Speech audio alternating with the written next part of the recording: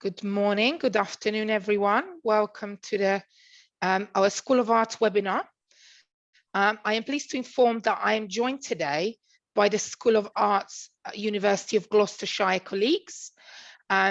So I have with me Jason Johns, the course leader for Fashion Design Program, Claudia Brewster, the course leader for Graphic Design and Creative Advertising Program, and Andy Bradford, the course leader for Interior Design, as well as other colleagues from UOG, Carla Stanton, who will be supporting us today with this webinar, as well as in uni colleagues, Arjun and Anant, who will be supporting us today.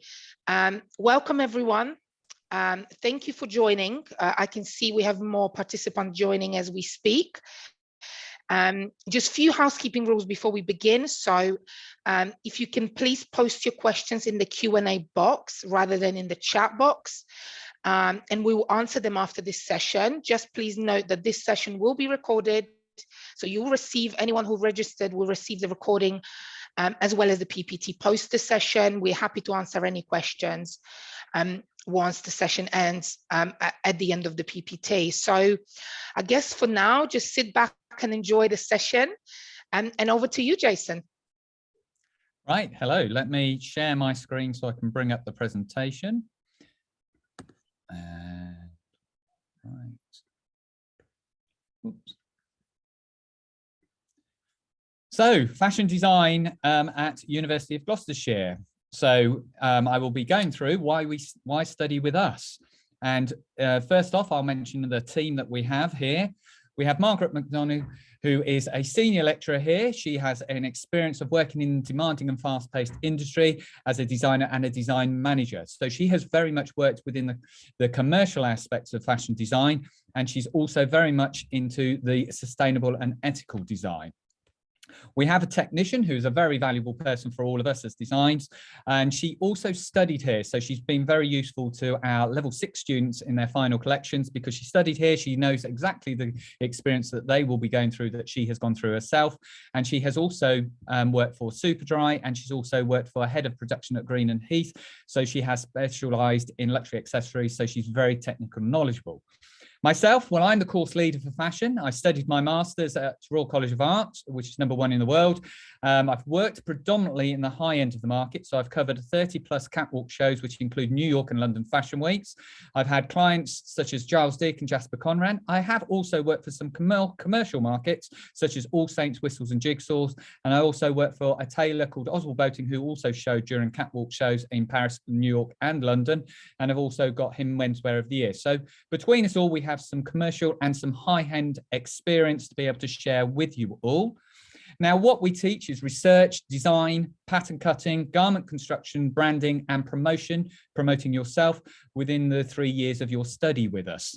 How we do that is research skills practice, lectures, seminars, software workshops, and tutorials and peer reviews, which are very important, as well as technical demonstrating. So I've got each of the items for each year of all the modules so that you can go into greater detail, but level 4 is predominantly getting all of you into a similar skill set. So some of you might be very good at drawing, some of you might be very good at digital, but you might be weaker at some other areas. So this is the year that we spend getting you into a similar kind of area of specialism so that you can start to create further and develop further. Within there, we also introduce with 2 designer make modules. The first one is your researching so that you understand how your research informs you how you become a designer. But also we go straight into, in the following module in semester 2, sustainable direction, which for you as a generation is extremely important because sustainability is the big key word that we're all talking about.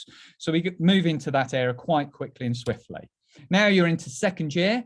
We do a collaborative project, which is design only. We already have worked collaboratively within our level 4 with graphic design on a white project, but we try to get you to work collaboratively generally within your modules as well as within your final outcome. So we do work with that. Another 2 designer make modules. One in first semester is a high-end menswear. We take into account the fabrics are quite expensive, so we have it finished as a finished completed garment in a calico toile, or in this case, we're now pushing further with our sustainability. So we are upcycling and recycling. The next module in semester 2 is about more commercial aspects. So you're understanding how price points are important and how this can affect how your design is. So you're answering to a budget. And this is more of a final garment to which we also continue your sustainable and ethical designs. Of course, there is the theory element to understand how design theory can also impact your work. And there is the most important one as well, is your industry placement. So we call it AD 5000. It is about getting you to be working with industry and understanding how industry works. So we do a work placement module during that year, like all the other disciplines. Final year, all stress breaks loose. We're into our collections. So your first collection you design and then you'll make in second semester. But to carry on so that you gain as much portfolio work in second semester, we do another collection of design only. So this is about making sure you at least have 2 final year collections as design modules, and also 1 collection completed as in actually manufactured. Out of the 6 that you do, we only expect you to make 4. So currently my level 6s are about to start their final make. And we also then have professional promotion as well as business and enterprise. So your business and enterprise is about how to set up yourself as a business or getting your job. Professional promotion is how to promote all of your designs within the different available things such as social media, websites, outside of the box, your CV and business cards and things of that nature. So how and what you're doing for your next level. And of course, we have the dissertation, which is a thesis to which you would be writing in relation to fashion design. Now, within this, we've worked with lots of industry.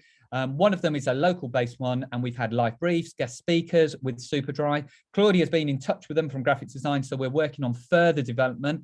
One of our previous lecturers is actually working with them, so we have great contacts with them. I've got one of my level 5s actually doing a placement this next week with them. So we continued building on how Superdry can help us and be with us and give us their industry perspective. Emma Willis, she's a high-end shirt manufacturer, a bit like tailoring is renowned for being on Savile Row. She's based on Jermyn Street, but she works in Gloucester. So we work with her. She's actually supplied end-of-roll fabrics to one of our level 6 students in a sustainable direction. So her collection is about sustainability within a children's wear aspect.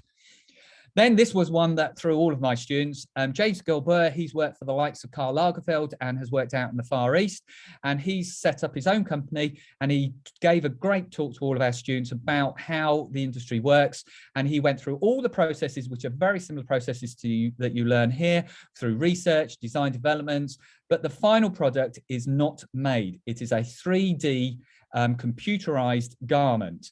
Through a lot of my students to understand that this is an area that of our industry we have to look at and consider. His avatars that he's created have been on the front cover of Vogue, and he's working for a lot of high-end companies, including the likes of ASOS, a commercial company, to the likes of Burberry, the high-end. So he was a great one, and he's actually going to be working with us for possible work placements in a digital direction. Now, Claudia, again, she's been a star. She got us involved with Green Grads, part of the London Design Festival. So we're not just based in Cheltenham. We got out and we explore further. We go and visit London often. So we go to the V&A Museum, but we also showcase some of our sustainable work at the Green Grads part of London Design Festival. And that was great because we also made a sustainable badges for all of the people that were showcasing there.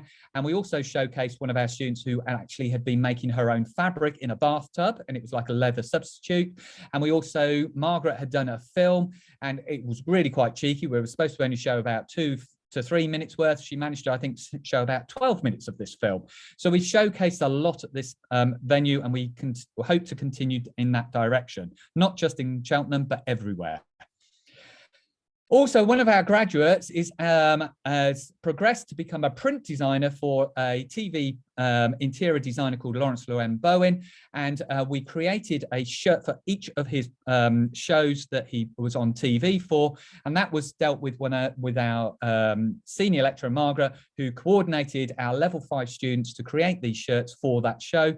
And he'll be appearing at our university soon as well. And he's been and visited us already, and we're hoping to build on that with interior design pathway as well. Now, during COVID, we also did an end of year show.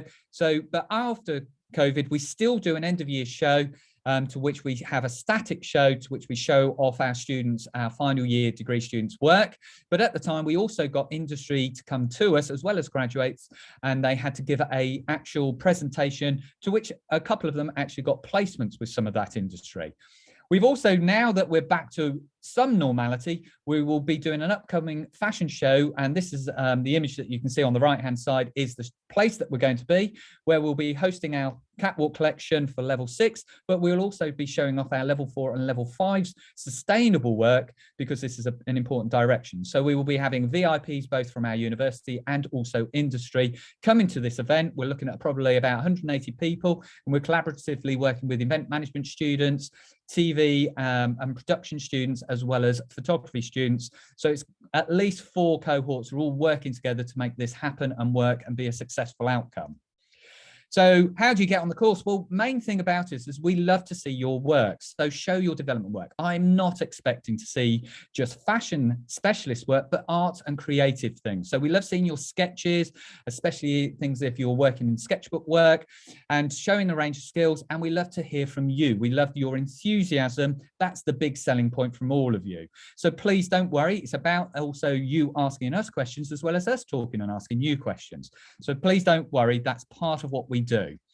Now, the big thing about us is I've worked at a variety of universities. We're much smaller in scale of our classes, and that's great because it means you're not just a number. We know you well. I'm constantly walking up the corridor and meeting and talking with our students from whichever level. And the lovely thing is if they've got something as an idea that they'd like to share, or something that they want us to do, or something that they feel they're not secure on, these are things that we can react very swiftly with, because you're a lovely cohort that we can work well with and work and react quickly and swiftly. Now, of course, we have all of the industrial kind of machinery that you would face in industry, including the pattern cutting tables and the variety of industry machines that you would use. We also have print facilities that we share with both interior and graphic design.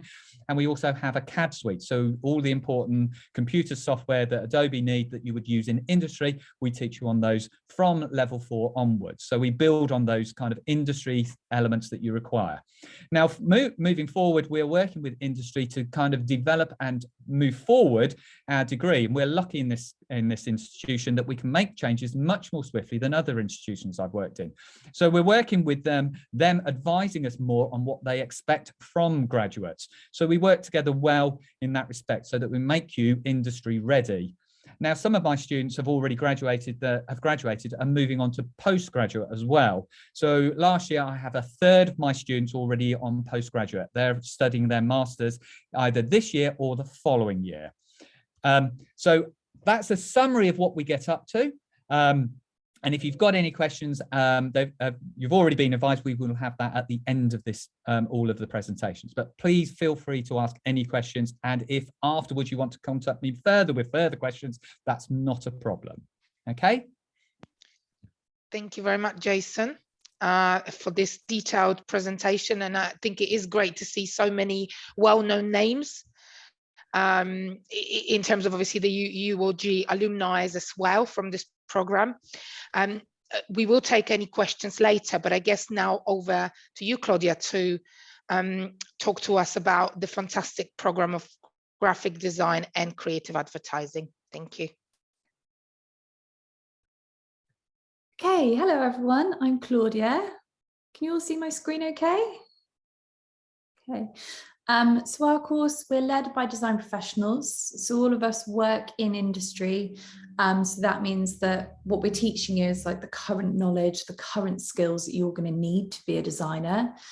Our studios, we keep them like studio environments in industry as well. So everything that we do are things that we've done in their own jobs, and we're really teaching you what it might feel like to be your type of creative when you leave us. We have this really extensive connections into the design world. Like Jason was saying earlier, we're really lucky in our location because we're so well located to all of the biggest design hubs in the UK. And we have lots of live projects and award-winning students. So this is a brief summary page, but now I'm going to just briefly introduce you to our team as well. Right. So this is a bit about me. So I'm what's referred to as a multidisciplinary designer. So that means I've got various different specialisms, and I never really decided what I loved the most. And that's why I love graphic design, because you can kind of be all different types of creative in one space. So I've been lucky enough to do lots of exhibitions internationally and win lots of awards. I've been head of design for a virtual reality company, so I'm really interested in what the future of design will be. I've been an experiential designer, and I've also done some interior and set design. So these are some of the projects that I did last year while also being course leader here. So an exhibition at the London Design Museum, the PepsiCo launched a new sustainable packaging, so I did that drink, and then all the experiential around it, and then the MTV Awards. I don't know if you watched that, but that's one of my favorite freelance projects. And then Kat is another member of our team. So Kat is an alumni of our graphic design course. So she came all the way from Yorkshire, which is the other end of the country, loved it so much here that she's a freelancer who teaches into the course. She's also multidisciplinary, so that means between us, we have this real range of skills that we love to share. Then we have Jean. So Jean is a senior lecturer in design history and theory for all of design subjects. And for all of our subjects, we're really lucky to have Jean because she also runs the Masters of Design. So that means from a really early stage, whatever design subject you choose, you're going to be learning about context and understanding from a really high level. And that's a picture of Jean surrounded by adoring graduates. Then we have Jack. So Jack is our newest addition to the graphic design team. And he comes from an incredible background, lots and lots of experience of being a creative director, senior advertising, an art director at some of the biggest agencies across the UK. He's also worked in New York and Dubai. And most recently, he was senior advertising creative for Dyson. And then we have Tim. So Tim is technical demonstrator. So he's got 20 years of technical skills experience. And again, like Jason was saying, we're really privileged to have technicians. So that means that you get all of the time that you have lecturers, and then you get this additional support on pure technical skills. And we find that our students just fly with this. By the time they graduate, they're even more skilled than we are. And then we have our expanded team. So we have the creative director for Celador, which is a local agency. Jess Reed, who's a senior designer and freelancer. Tom Mitchell, who's a senior designer for JKR, which is the biggest global design agency. Then Vinny, who is the creative director for Bulletproof. So that's a big agency based in London. Dr. Emma Ferry, who's a really well-respected and well-known design theory specialist. So she'll teach you the reasons why. And then Sam Edwards, who's also a really well-respected freelance designer. So he's best known in industry from going from junior designer to senior designer in just 3 months. And you meet him and you understand why immediately. So we're really lucky that all of our team are so closely connected to industry, so we can teach you what it will really feel like. So in your first year of study with us, these are the skills that we will focus on. So that's typography, branding, packaging, editorial, website design, app design, moving image, brand communication, design strategy, emerging technologies, and analog design skills. I know that that sounds like a really long list, but actually what we do is we break it into these fun creative workshops and exercises and briefs that feel like real live projects. And really our 3-year course is about combining these 3 things: your research skills, your technical skills, and your practice. So we're teaching you about the context behind design and why we make creative decisions, the technical skills so that you can execute designs to a really high standard, and the practice. So teaching you professional skills and how it will actually be to have a career as a creative. So we have lectures and seminars, software workshops, tutorials and peer reviews. We're a really close-knit community as a course. As Jason said, having these smaller cohorts means we can really build community. And then this leads to group crits and presentations. So everything's industry standard, and it's a lot of fun working in the creative industries. So it's a lot of fun working in the studios. And that's part of what we like to create, this relaxed studio-based environment. We really encourage collaboration. Our studios are exclusive to graphic design students, so you can get in and out whenever you need to. Got breakout spaces. We share a print room at the design school. We also have an amazing design library. There are all of these spaces that you can create within. And it's often music playing, and you can see all these photos of just busy discussions taking place. We're also very lucky again to have these industry connections. So for example, this year so far, we've had like 20 weeks of teaching. And in those 20 weeks, we've had 30 industry visits so far. So that's industry professionals coming in to meet our students, get to know them, do workshops with them. It's never just a lecture and a wave goodbye. You're really building your network as well as your skills. And that's creative directors, design strategists, freelancers, hand lettering artists. We really try and introduce you to a range of different people so you get a range of ideas about your future. We're also very proud to be an award-winning course. So lots of our students won awards.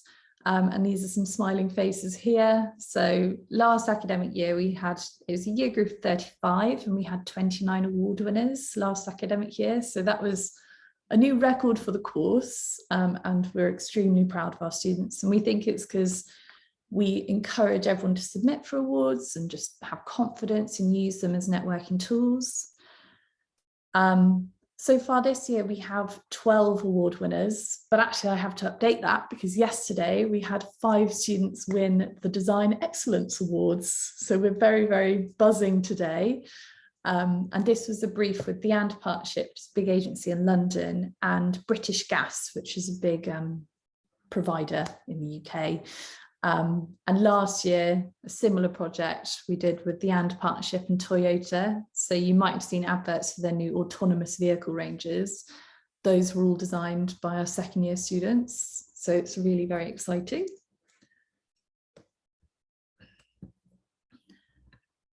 Then this leads to live and paid projects. So very often we'll get industry connections asking us if we can connect them with a student for a project. We support you through this. We show you what it's like to be a freelancer. We make sure that you're always paid and valued for your time. And then I've just put there the example of the Toyota project I was just talking about, which we're really proud of because that's very early on in their career and a big client.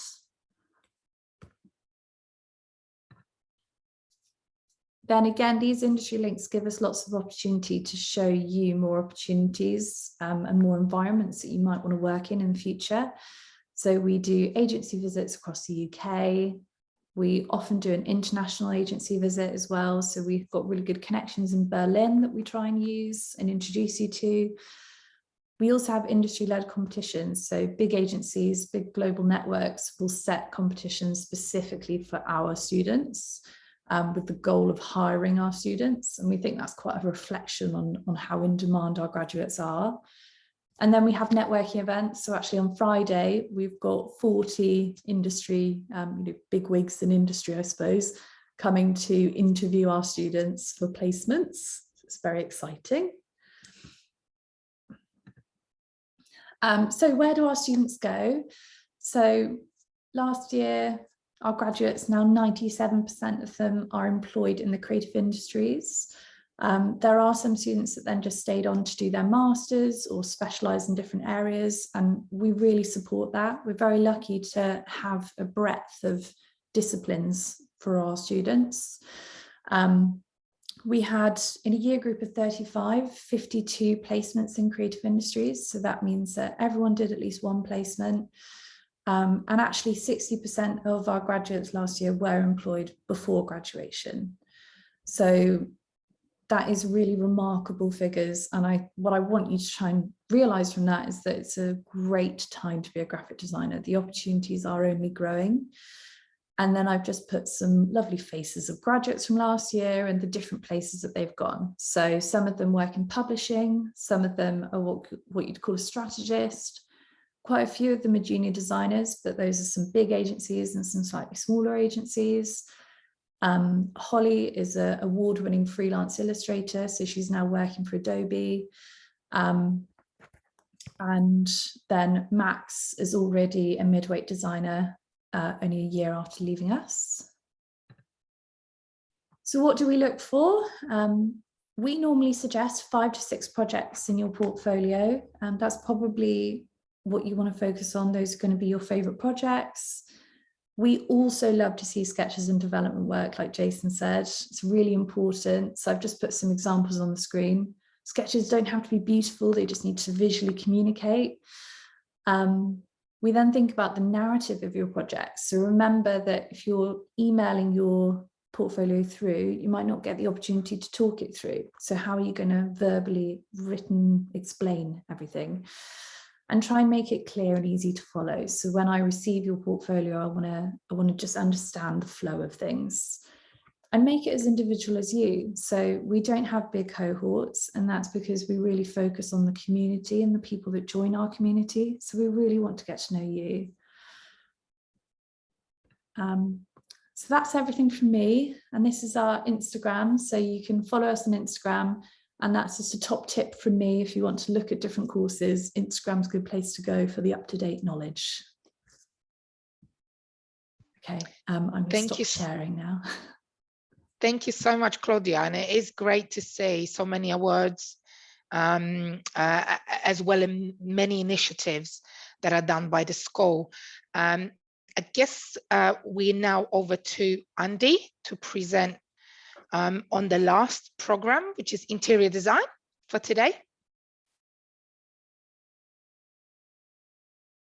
Hello, everyone. So I'll just play that from start. Lovely to meet you all. Thank you very much for joining this session. I'll try and quickly run through the interior design course as it stands at the moment. So my name's Andy Bradford, qualified architect, work alongside Natasha Johnson, who's a practitioner in interior design, and Kate Potter, a recent graduate.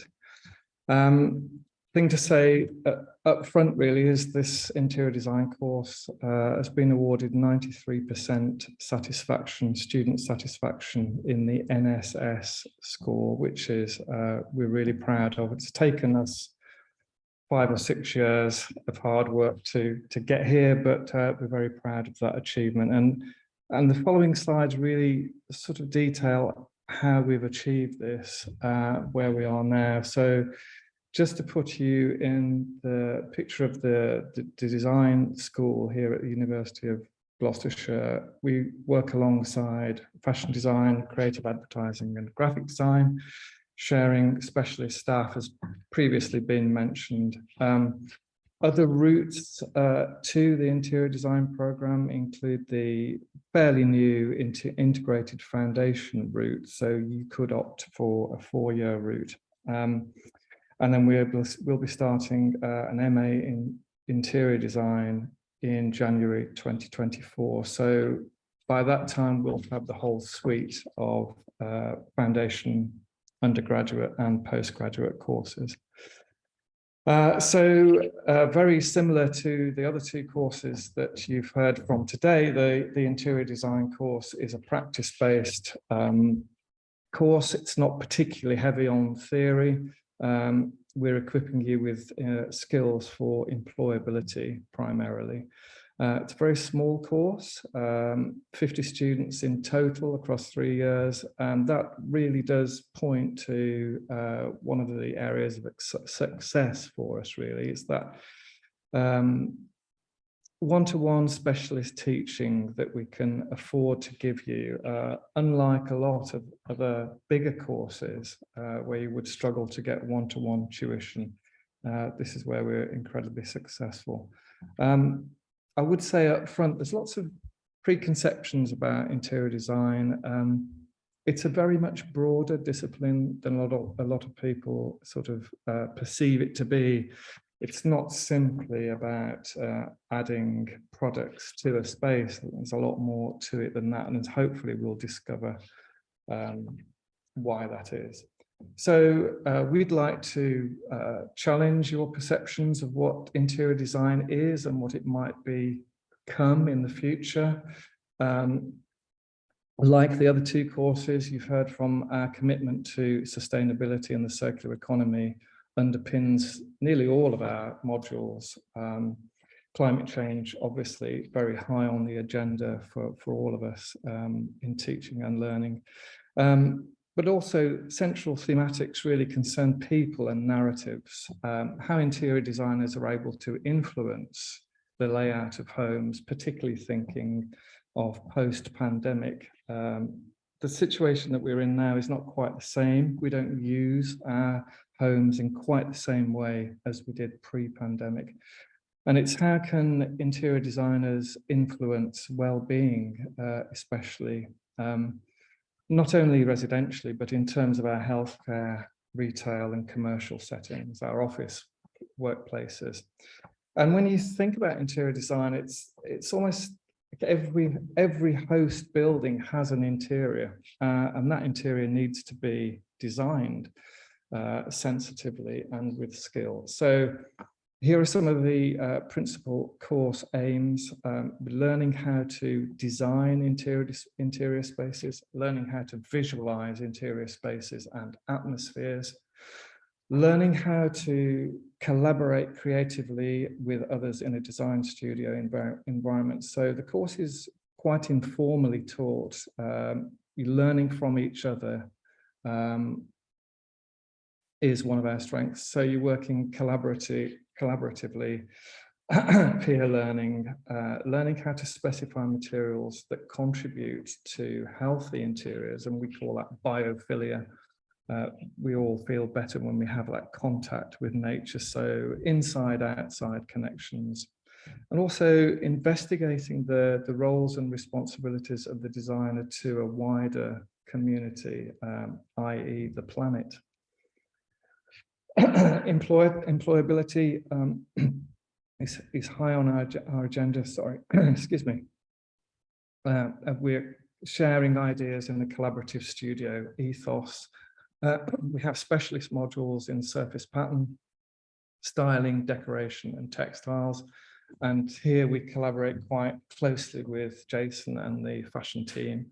There is a spatial design element to interior design, and as an architect, that's bread and butter to me. It's what motivates me a lot, looking at how interior spaces relate to each other, the spaces between spaces, if you like.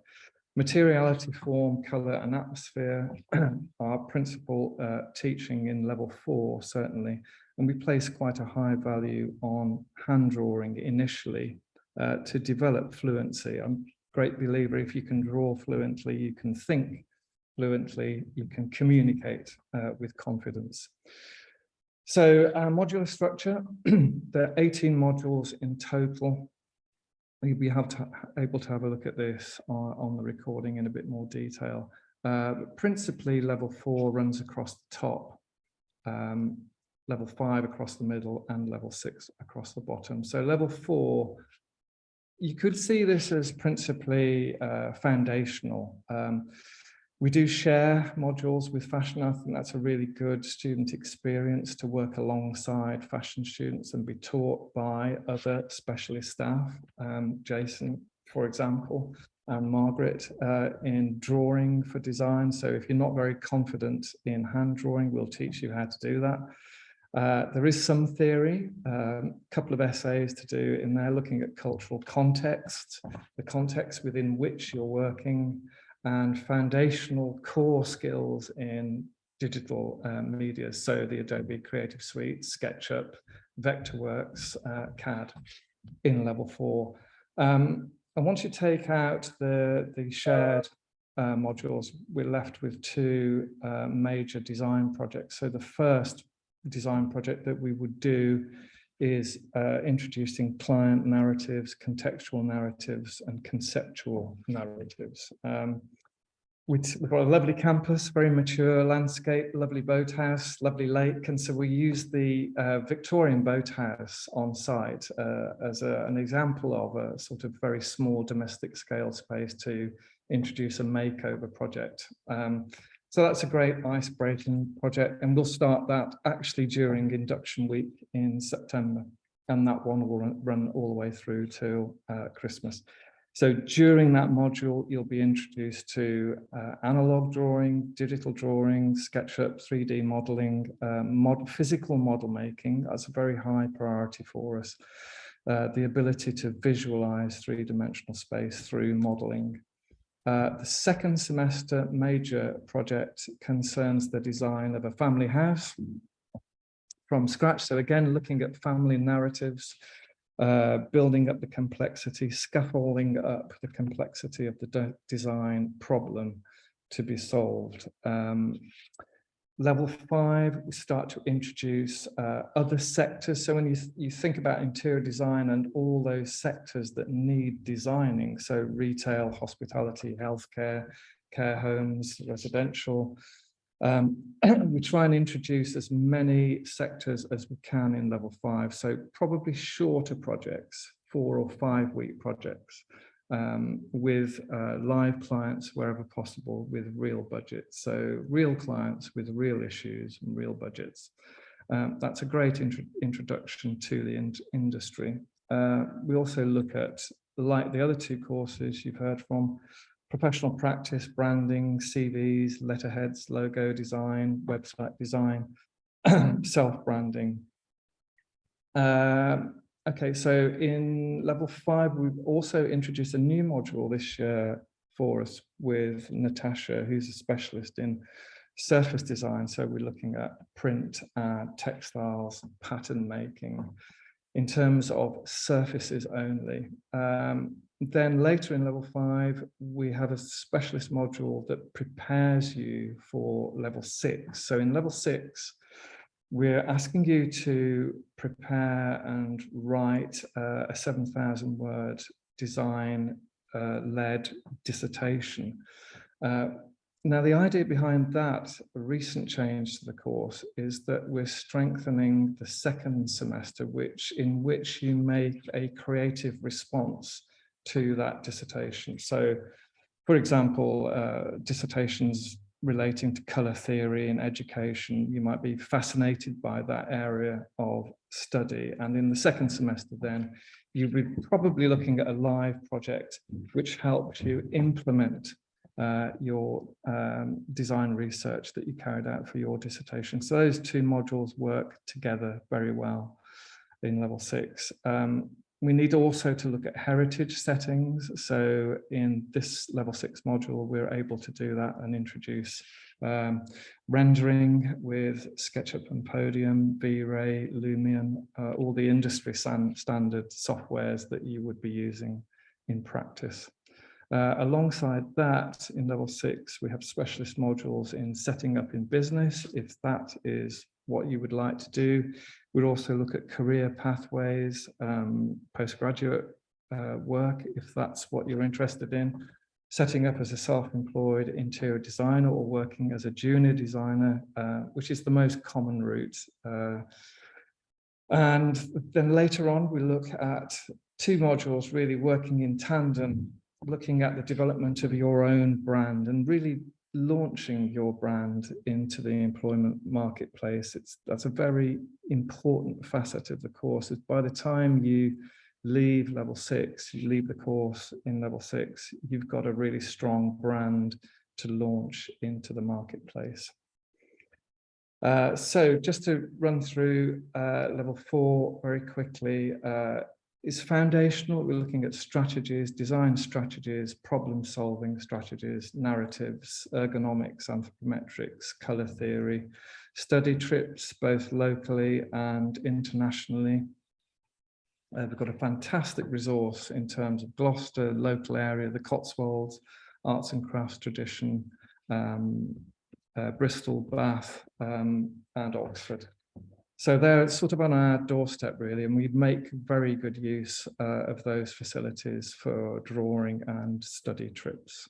We also introduce this year what we call a Style of the Week lecture, which is first thing Monday morning. The first lecture you'll have is a series of styles of the week, where every week we change the style around, and that really does assist you in building up a picture of art history, of design theory, which you can then apply to your project work. So we're looking really at all our modules as being applied to a design project. So they're not studied in isolation. There's always an application. That gives you a much deeper sense of learning, actually. Every student on day one is registered as a British Institute of Interior Design student member, and that allows you access to various discounted books and exhibitions. So you've got letters after your name on day one.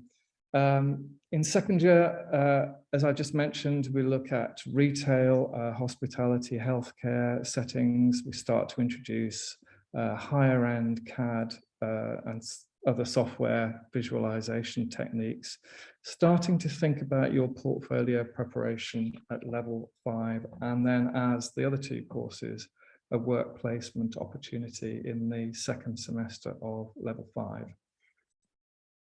Third year, as I mentioned, that link between the dissertation and the final major project is really vital to us, really. We do have modules in which we can apply for international competitions. Then at the end of the course, we edit the degree show, which usually takes place in June, edit that show and take it down to London to exhibit at the New Designers exhibition in Islington, which gives you that reach into a London or international marketplace. I think Lawrence has appeared on a couple of other slides. Lawrence is a very interesting character, very, very knowledgeable. There's a sort of TV personality Lawrence, and the other Lawrence, the real Lawrence in a way, is incredibly highly motivated in terms of his arts and crafts, maximalism ethos. So we benefit from his studio visits about 45 minutes away in Cirencester. One-to-one tuition, I've already mentioned, site visits, model making. The design process is what we would stress is that's the thing that you're going to take away at the end of the course, that ability to apply a design process, a rigorous design process to any project in any setting at any complexity.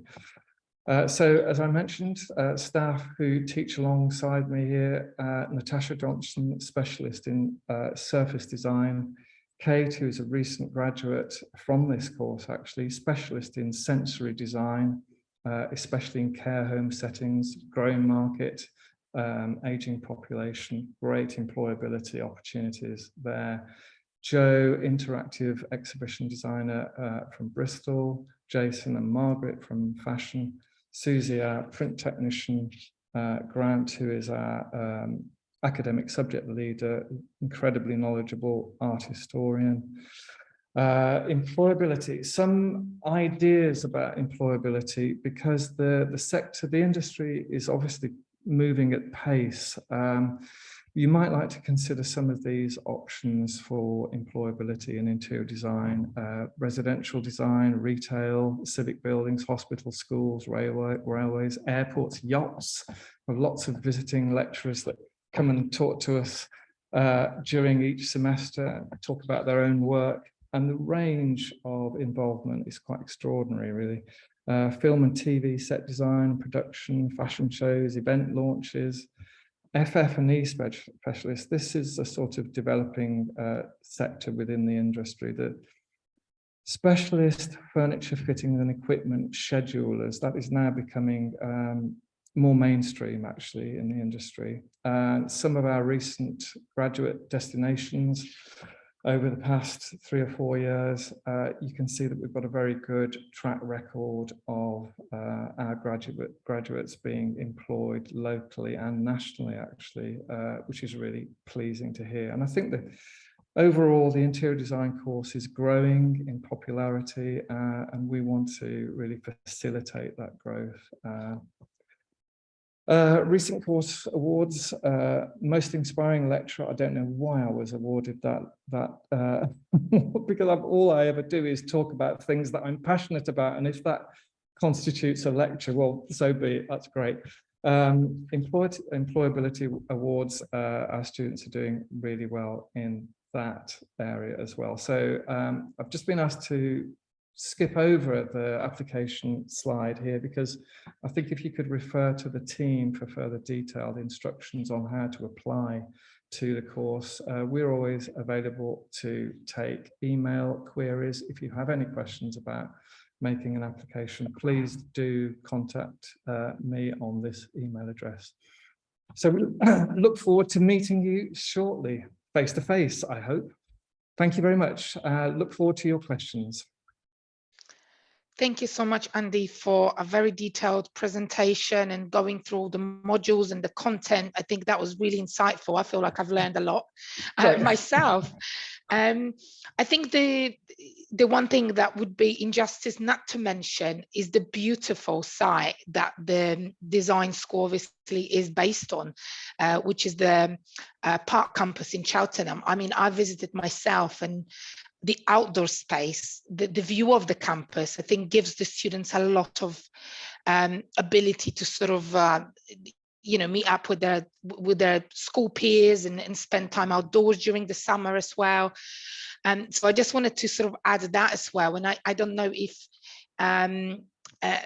you would like to add anything to that in terms of the school facilities and in terms of what is offered to the students in terms of the facilities, in addition to what you've said already, because these are often the questions that we do get from students.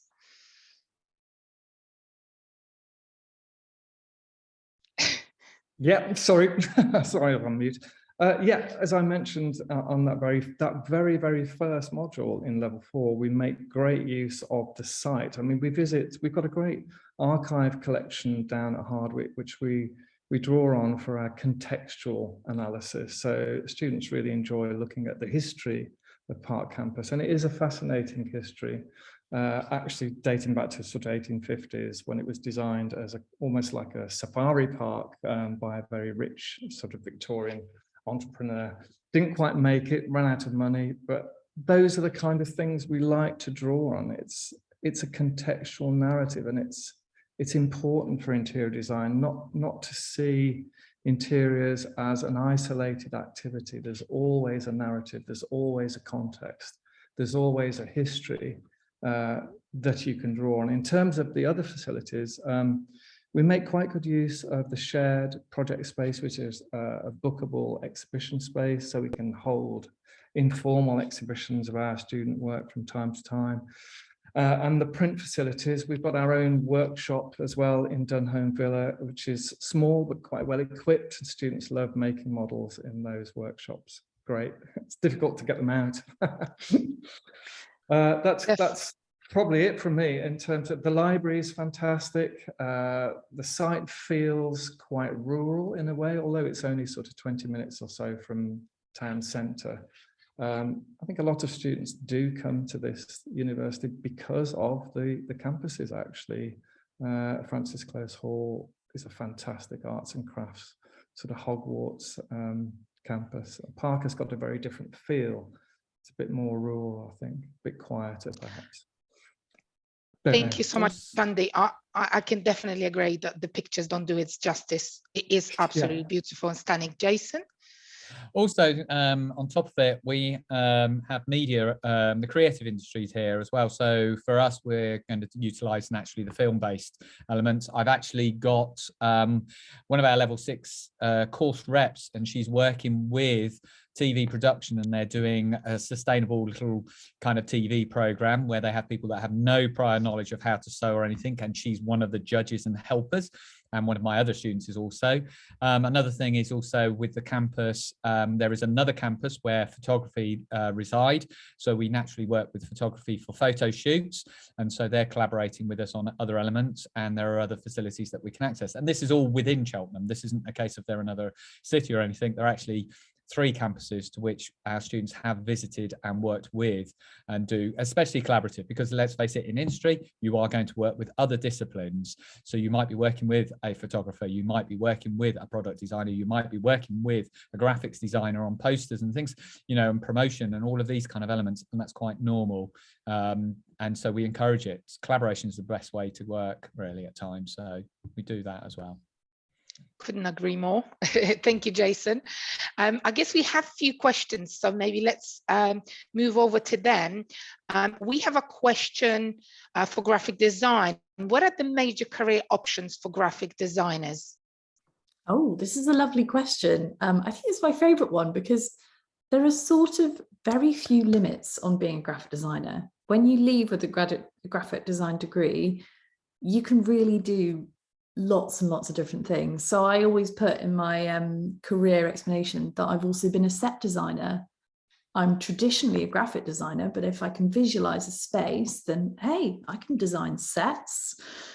So if you've ever watched The Crown, I did some of that just purely based on my graphic design skills. So my advice to early stage graphic designers, which some of you might be, is keep it really open right now. It might be that you end up working in publishing, you might do games design, you might do what we consider more traditional graphic design, like packaging. You might do, you know, experiential, like set design, stage design. You might really just love typography and want to focus on that. You might be an illustrator. I think just by having a qualification for graphic design, people will presume that you've got a wide array of skills, and that's what we give you. I hope that helps. Definitely very insightful. Thank you, Claudia. We also have a question, I believe, for School of Arts in general. Wanted to know typical portfolio requirements and portfolio advice that you would give to the student. From my perspective, I would say that we don't need to see just you directing straight away to a specialism within fashion. We want to see a creative portfolio. So if you've done photography, you've done, I don't know, model making, fine art, that's more important, because all of us, when we started our degrees, will come with a certain amount of skill set. So we're not expecting the skill set to be all of what we deliver in the first year. So you might be a really good drawer, but never sewn. That was me. I'd never previously sewn on a industrial sewing machine. Finding out how quick they go is quite a shock. So I do not expect to kind of see that. We want to have enthusiasm, because it is 3 years. So you need to try and keep that enthusiasm going for 3 years. And secondly is, if you're creative, you will have some skills. We will teach you how to be a designer from our perspective. So we just want you to have certain skills, and those are researching skills. Those are actually sketchbooks and things of that nature are more important than directing it straight away to a fashion element. Okay, thank you so much, Jason. We also have a question. What are the major changes in the interior design industry, with space becoming expensive day by day?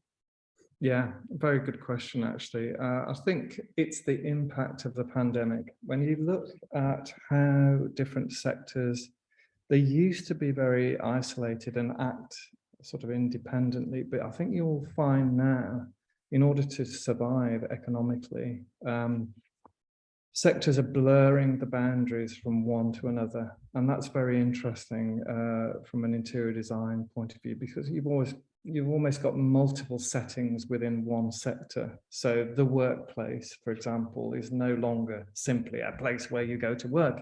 It might be a place where you go to play, relax, to take your family or whatever. You know, it's becoming broader because businesses need to survive economically, and they're having to diversify to survive. I think in terms of the broader UK economy, things are a little bit more difficult because a lot of residential interior design does rely on disposable income. And if there's less disposable income through the years of a recession, and let's hope that it's a short and shallow recession if there is one, that does impact residential design, interior design actually, because people just simply don't have the budget to carry out projects. So we're always keeping an eye, I think to be informed is better, and it's better to be knowledgeable about the broader economic picture, because that will help you tailor your portfolio at the end of the course. If that helps, I think that's that. You know, knowledge is power. Couldn't agree more. Definitely staying on top of everything that's happening and the changes are vast. I think we have another one for interior design. And do we need to have any software professional experience and knowledge for interior courses? No, none whatsoever. As I mentioned, level 4 will be foundational. So we'll teach you those core skills in Adobe Photoshop, the Creative Suite, Illustrator, Photoshop, InDesign. That's our bread and butter. If you're not very confident using those softwares, we will teach you from day one. The one specialist piece of software is SketchUp. Now, we'll introduce that in the second semester of level 4, so there's no need to be anxious about that. We'll do it step by step from basic skills and build up your confidence. The other piece of software is Vectorworks, and that's our CAD, industry standard CAD software. Now, it's important to see the relationship between hand drawing and then migrating or transitioning into CAD drawing. So we would never place you in a position where you're in the dark, in a way, in terms of the software provisions that we'd have. We'd always take it step by step, starting with hand drawing and then migrating into digital drawing, and then seeing the relationship between the two. And then developing that in terms of software flows a little bit later on in the course. But no, there's no specific requirement. Okay, great. Thank you, Andy. I think we have, thank you. We have another question regarding entry requirements, specifically for fashion design. Before we go into that, I just wanted to sort of mention on our end that each student obviously would have the support. So feel free to reach out to your representative on the ground that will walk you through all of the admissions requirements. You would also be required to go through an informal interview with in-uni GAS team. And in terms of sort of your advice on how to go through that, your local representative can advise you, or feel free to reach out directly to the interview team. I will post the email address in the chat box. But in terms of any specific entry requirements for fashion design, Jason, if you wanted to.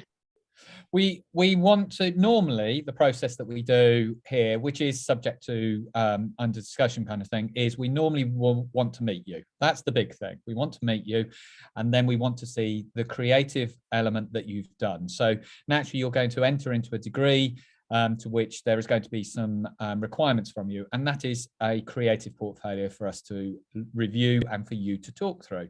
So we want to see your processes that you've already started to do. But that, as I said earlier, it doesn't need to be specialist at this stage towards fashion. If it is, it's not a problem, but it doesn't need to be. So if you were showing me photography, fine art, things of that nature, that is suitably acceptable for me to review and assess if you're able to deal with what we would be putting onto you as the modules in your first year with us. So we want to see a creative portfolio. That's what we would normally be, and we want you to be able to talk to us about it. But that's mainly what I've been doing for a lot of applicants until now. So really that's what we kind of want to see, so that we can kind of get to know you and you can get to know us as well at the same time. And am I okay to assume that students can feel free to sort of reach out to you if they have any doubts about their portfolio, if there are any particular questions while they're going through the creation process? Yes, definitely. I do outreach things to local schools as well. I've yet to have someone bug me too much. So by all means, you can email me with as many questions. The most important thing you need to remember is it is education. So that means you must be asking questions within it. I worry more when our students don't ask me questions. So it is education. It's expected for you to ask questions. And on top of it, there is no such thing as a silly question either. If you need to know it, you need to ask it. Yes, I might laugh about it, but when it comes to it, it's important for you to know and it's important for you to move forward. So don't be afraid to ask those questions. I don't bite. I think it's great if you're asking questions. I think it's great to hear from people. So please do. Thank you so much, Jason. I think we have a question from Priyanka as well. What can we focus on while preparing on the portfolio, specifically for interior design program? I know we've already mentioned quite a few advice and tips for the portfolios in general, but I don't know, Andy, if you wanted to add anything to that. Yes, I can. What we want to see really is your passion for the subject matter, really, and see if we can establish a fit between your aspirations and the offer that we can provide here at UOG. In terms of specific projects, I would say try and challenge yourself between now and when you make the application. Try and give yourself or get someone to give you an interior design project and test yourself, challenge yourself. Are you really, really interested in interior design? Are you interested enough to want to study it at undergraduate level? So if you can arrange for one of your tutors or a friend or a relative to give you a small makeover project, for example, with a budget, a real fee, that would be a fantastic experience. But you don't necessarily have to have specific interior design experience. We're looking for creativity, as Jason said, all around creativity. We want to get to know you really as a person, as a creative individual. First and foremost, actually.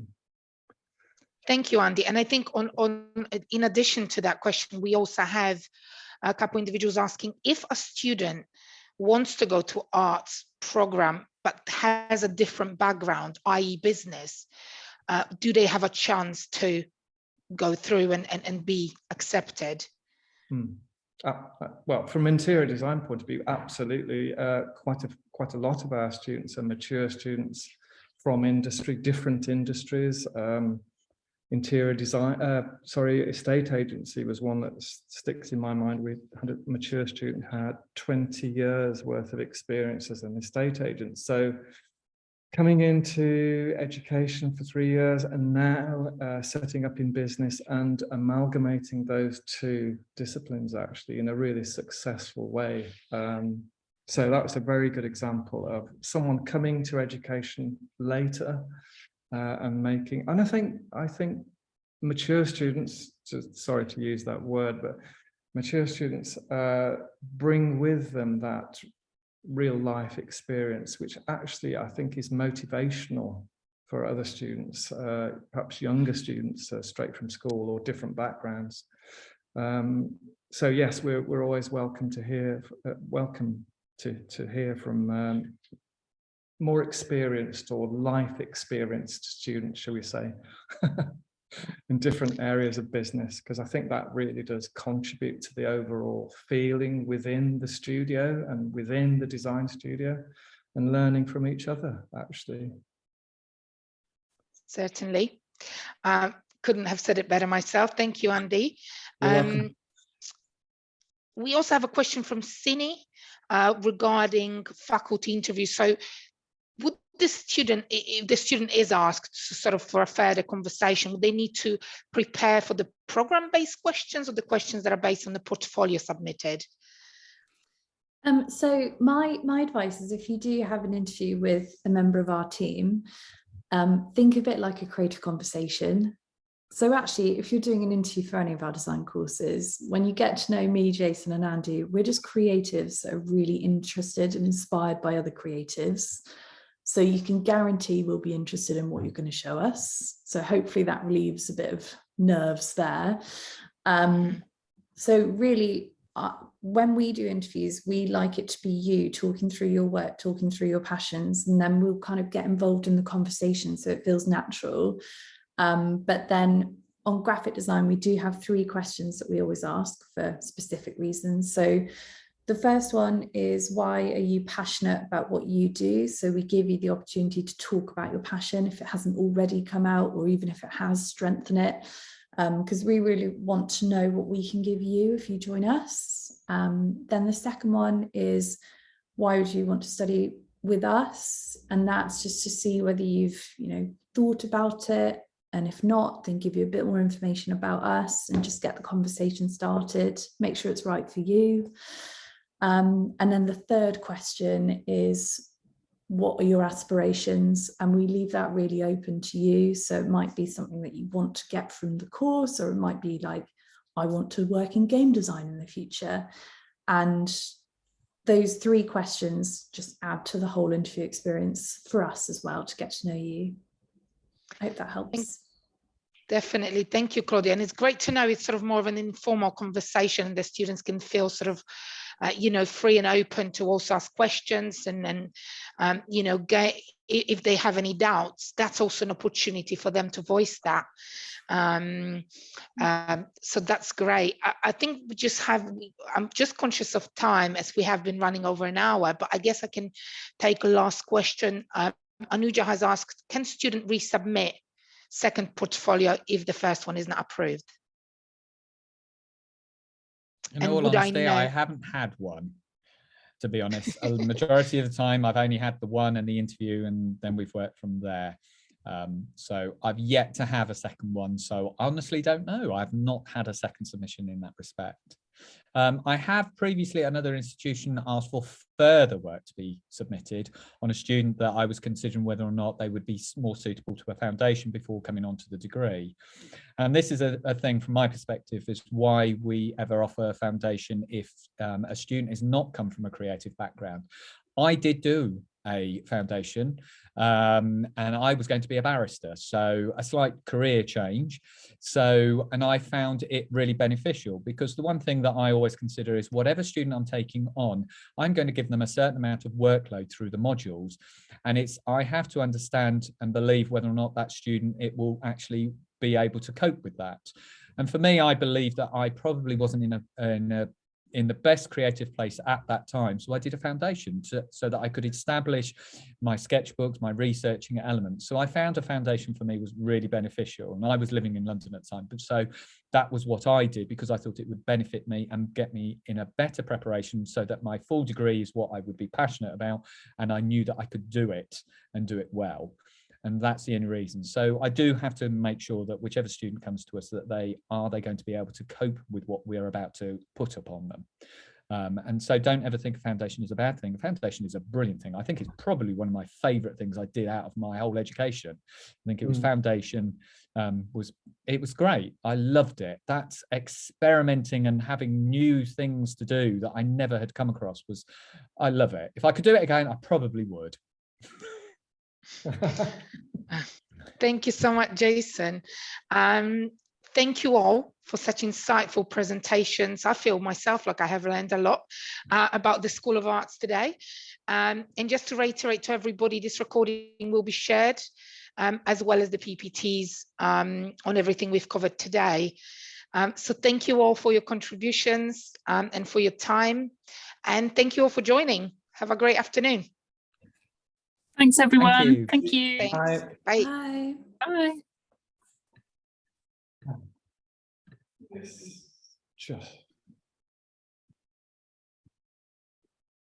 Just leave webinar.